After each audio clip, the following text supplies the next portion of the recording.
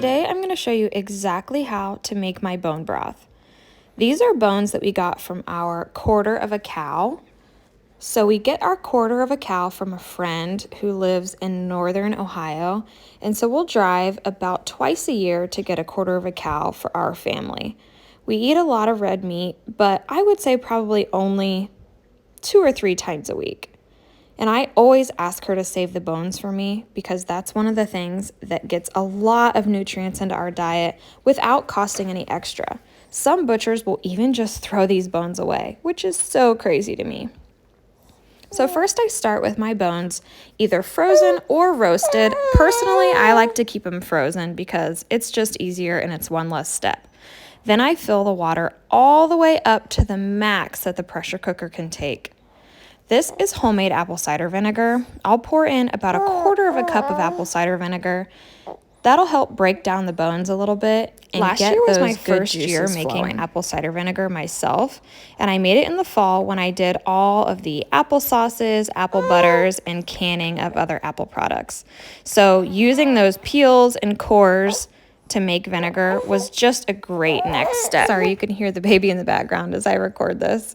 So I've been having a little bit of trouble with my pressure cooker. My husband says it's user error, but I like to make sure that it properly seals, and then I turn the heat way down low for the first 30 minutes and then crank it up to high to get it to high pressure for 2 hours. And that'll make the perfect bone broth. So now I'm looking for a bowl to help me pick out all of the bones, cartilage, fats, all the little things that were left on the bones.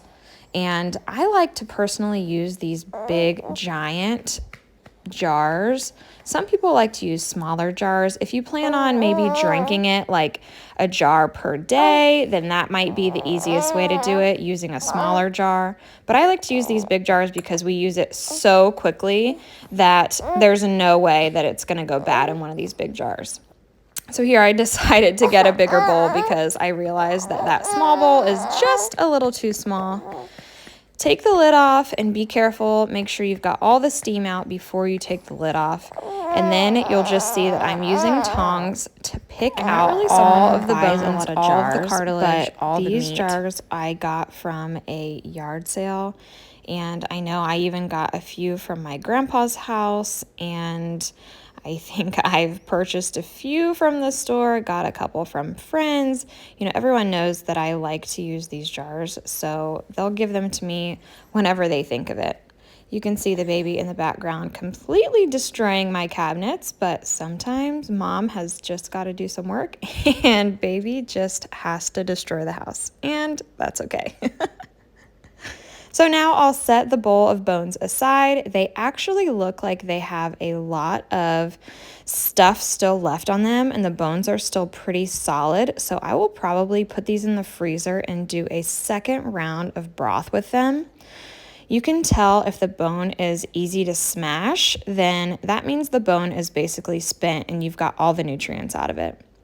So I use a strainer, and what I personally do is I pour just a little bit of the hot broth into the jar at a time because these jars are known to break or crack if it's too hot all at once. So I like to let my jar heat up nice and slow and pour out some of those things that are coming through on the strainer a little bit at a time. As you can see, I totally forgot that I have a small strainer, so I'm using this giant strainer. This is not the way. This is not the way, guys. This giant strainer is so inconvenient, but I totally forgot that I have a tiny strainer, and you can see here in a second that I'm like, wait a minute, don't I have a small strainer? Oh, there it is. Found it. And so now this strainer fits perfectly inside of the jar and it doesn't make as much of a mess. So highly recommend using a smaller strainer, not the gigantic strainer.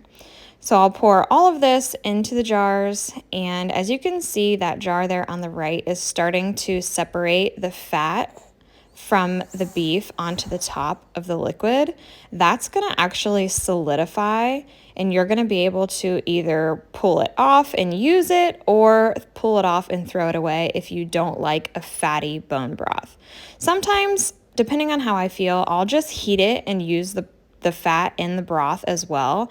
And sometimes I'll pull it off, you do something else with it, cook with it, whatever you feel, whatever works for you. Now we have 3 beautiful jars of homemade organic beef bone broth.